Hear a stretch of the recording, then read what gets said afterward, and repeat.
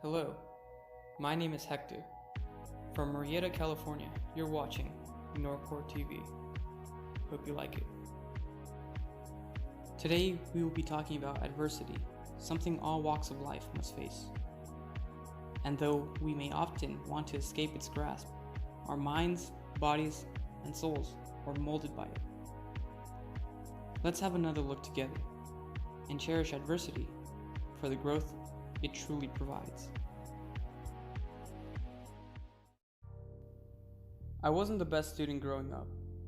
That's not to say I wasn't into learning, far from it, but the material taught in most of grade school just wasn't interesting. I wanted to learn about space, aircraft, and everything else that dealt with the sky. And I would, at the expense of my grades, that is. My desk would be filled with checked out books, all pertaining to aviation. Directly to the right, my homework packets untouched. Weeks would pass, and I failed to absorb any of the material. Test day would approach us closer and closer, creeping up, until test day was today, and I would fail viciously. It didn't faze me, and I was perfectly content minding my own business. It wasn't until parent-teacher conferences were scheduled that I would even attempt to rectify my grades. But it was too late, and on that conference day, I would find myself slowly walking to the restroom, attempting to spread out the time before my father heard it all. I was terrified of my father, and this gut feeling didn't help my case. This, to me, was adversity. On the day of my high school graduation ceremony, I had one particular visitor most graduates don't expect. My Marine Corps recruiter arrived in his dress blue uniform and congratulated me on my accomplishment. My military service has been really significant to me, and I cherish every moment, good or bad. I arrived at San Diego Airport on July 7th, 2015. It was a foggy night, and we all waited by the USO unsure what to expect. I remember noticing the same kid I saw on the plane, someone who would later on be in my platoon. A white bus arrived, and shortly after, an intense man with an impeccable uniform emerged. He ordered us to get on the bus and put our heads down. With similar intensity, we all complied. Throughout the night, we were ordered to go from one place to another. Eventually, we received our uniforms, to include socks, underwear, and shoes. On the spot, we were told to undress completely and put on our new desert camis. I vividly remember noticing their distinct scent, later on learning it was insect repellent. That night, we received the rest of our gear and didn't get any sleep until the following night. When I finally had the opportunity to lay my head on a rack, I laid there silently. The interior lights were red, and I could hear the airliners take off and land. I wanted to go home. That was adversity. When I deployed with the Special Purpose MACTAF, I was already seasoned with Marine Corps doctrine. I was a Lance Corporal, only a few months away from picking up Corporal, the next higher rank. I gotta say, the workup was hectic, but the complete movement to Kuwait was even worse. I don't remember the exact time, but I'm almost certain the trip to Kuwait with all the gear took 2 days. While deployed, I made a lot of good friends, all interesting people with nothing but time to spend with. We were stationed on an Air Force base, and luckily, we had a few commodities that made Kuwait feel like home. In today's day and age, most individuals on deployment still have internet access, allowing them to communicate with their friends and family. Believe it or not, this was the loneliest time of my life. I had a lot of time to think and grow. Unfortunately, my life was saturated with nothing but time.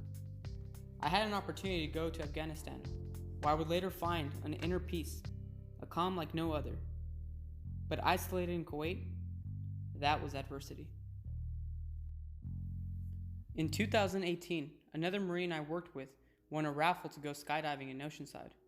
Unfortunately, he had other business to attend to and decided to pass over the opportunity to me. Prideful, I took the gift with open hands, while simultaneously regretting it in my head. At last the day arrived, and I was pacing back and forth at the airport. We eventually strapped up and boarded the aircraft, everyone huffing and puffing, breathing heavily. Everyone was nervous.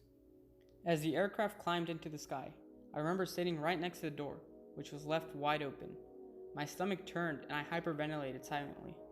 I was terrified. When we reached altitude, the first couple made their way to the door. They were instructed to let their legs dangle out the aircraft, look up, and in the blink of an eye, they disappeared towards the earth. This was adversity. These are some friendly examples of times when I faced adversity. That's not to say I haven't traversed darker times, in which I may disclose later on. I highlighted these events because their degree of adversity are distinguishable. All throughout the world, millions of people face challenges they overcome every single day. These events range in difficulty, though we often forget difficulty is a matter of perspective. To a young child, dropping his ice cream cone is adversity. To an adult, totaling his car. But what makes these truly distinguishable? Is it the monetary worth? Perhaps to an outside observer. But when we dive into their perspectives, we might come to find something else. We find that they are both equally, significantly stressful. Oftentimes, resilient people fail to empathize with those around them. After all, every gloomy cloud has a silver lining. Rather than dismiss their adversity, it's best we encourage these individuals to confront what they are experiencing, without reducing its value to our perception. It's a common belief that adult lions pretend to be overtaken by their young, as to promote courage and strength. Unfortunately, we live in such an age of prosperity that not many individuals are afforded the opportunity to reap adversity's benefits.